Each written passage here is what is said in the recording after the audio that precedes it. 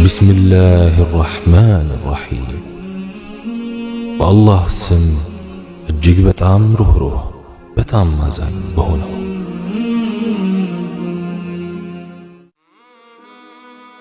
أما بعد إن في الدنيا جنة من جنان الآخرة. بسم الله والصلاة والسلام على رسول الله.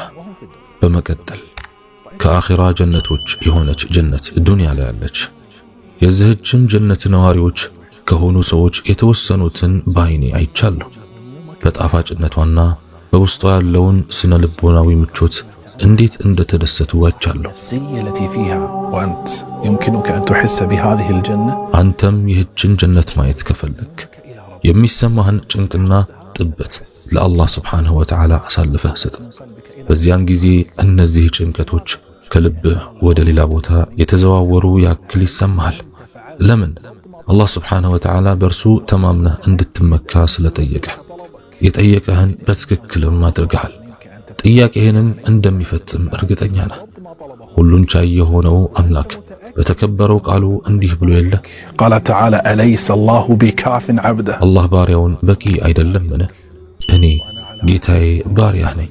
እናም በቃል ኪዳንህ በቻልኩት አቅም እጸናለሁ። በአንተ ተመካው በል። በእርሱ ከልብህ ከተመካህ የእሳቱ ነበልባል እንደ ጠፋ ያክል ይሰማሃል። ያኔም ጭንቀት የለ፣ ሐሳብ የለ፣ ትካዜ የለ። ያ አላህ በአንተ መመካት ምንኛ ደስ ይላል። በጋለ ጭንቀት ለምትሰቃየው ነፍስም በቅዝቃዜው የምትረካበት መመካት ነው። ምስኪን መን ለም የተወከል ዐላ ረቢህ፣ በጌታው ያልተመካ ምስኪን ነው። ወላሂ በአላህ እምላለሁ በእርሱ በሚመኩት ሰዎች ልብ ውስጥ ብቻ የሚገኘውን ይህን ምቾት የማይሰማው ምስኪኑ ነው። እኔ ወላሂ አንዳንድ ሰዎች ዱንያቸውን በችግሮች ጭንቀቶችና ሐዘኖች ሁሉን ቻይ በሆነው አምላክ ሳይመኩ እንዴት እንደሚሸክሙ አላውቅም። ላ ዩጀድ ሸይ አለዝ ወላ አሕላ ወላ አክተር ራሓ። አንድ ባሪያ ሸክሙንና ጭንቀቱ ሁሉ ለጌታው አሳልፎ ከመስጠት የበለጠ የሚጣፍጥ የሚመችና ሰላም የሚሰጥ ነገር የለም። አላህም ክብር ምስጋና ይገባውና በእነዚህ ጭንቀቶች ያሻውን ያደርጋል። ክብር ለእርሱ ይሁን። አለቀ። አንዳንዶች ምን ሊሉ ይችላሉ? እኔ በአላህ እመካለሁ፣ ነገር ግን ስለሚያሳስበኝ ጉዳይ አስባለሁ። ስለዚህ ፍጹም መመካትና መተማመን ማለት ምንም ስለ ጉዳይ አለማሰብ ማለት ነውን? ሊል ይችላል። ለዚህ ሰው መልሳችን የሚፈለገው አሉታዊ ሐሳብ እንዳይኖርህ ነው እንጂ አዎንታዊ ሐሳብማ ወይም አስተሳሰብ ይፈልጋል። እንዲያውም ይበልጥ በአላህ ላይ እንድትመካና መልካም ምንዳን ያጎናጽፈሃል።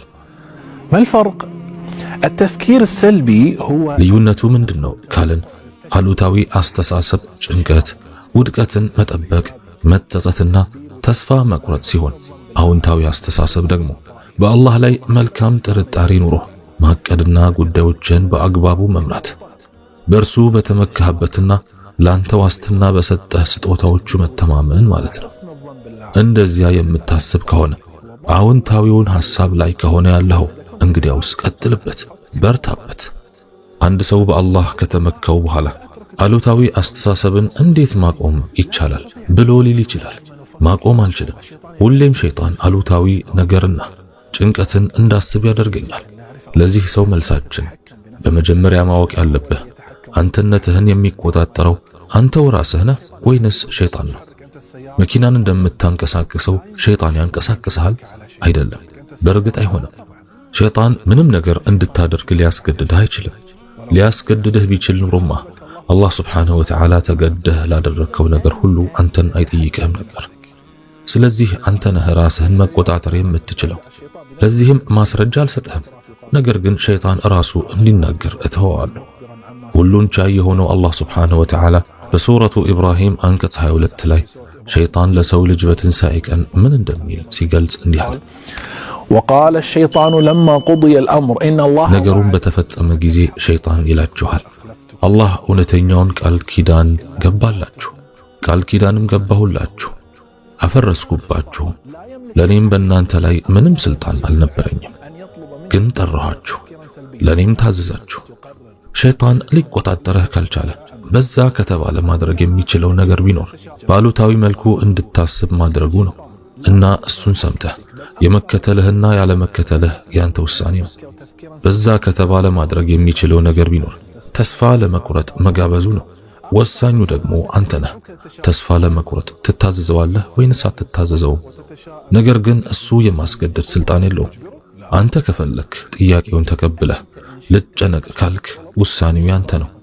የሸይጣን አሉታዊ ሐሳቦችን እንድታስብ መጋበዙን እምብኝ ካልክ አሁንም አንተ ነህ መወሰን የምትችለው።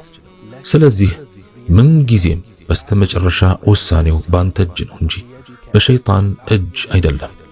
تدري ما هو السر؟ ያካሄዱ ሚስጥር እንዴት እንደሆነ ግን ታውቃላችሁ?